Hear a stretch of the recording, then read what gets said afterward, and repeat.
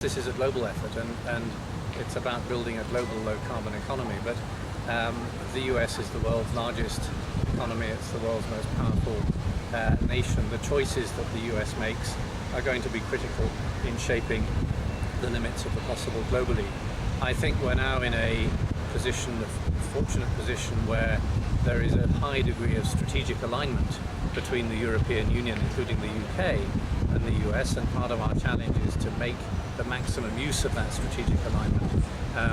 There's a very complicated and highly contested, my prediction is it will be increasingly contested political process going on here behind me in Congress that will be helping to shape what the US promise to the world in Copenhagen can be as legislation passes hopefully through the Senate in time for Copenhagen, although I think it's not yet inevitable that it will pass in time for Copenhagen. But I think above all, actually, you need to build a stronger sense that we're in a race. If you accept that the world is going to go from high carbon to low carbon, that's the challenge then comes into a much sharper focus. This is about who gets to set the technology standards for a low carbon world. And that's a competition, it's a race. And if China and India and actually the European Union as well think that the United States is getting ahead of them in that race, then they will all run harder as well. A number of countries are already seeing it very much in those terms.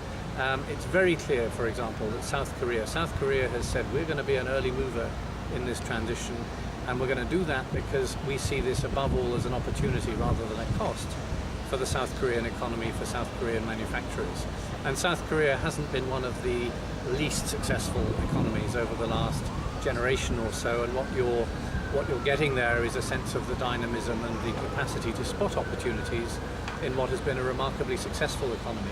And I think part of the political challenge is to spread that sense of opportunity, because that's what we need to drive the faster progress that Copenhagen will need to be an expression of.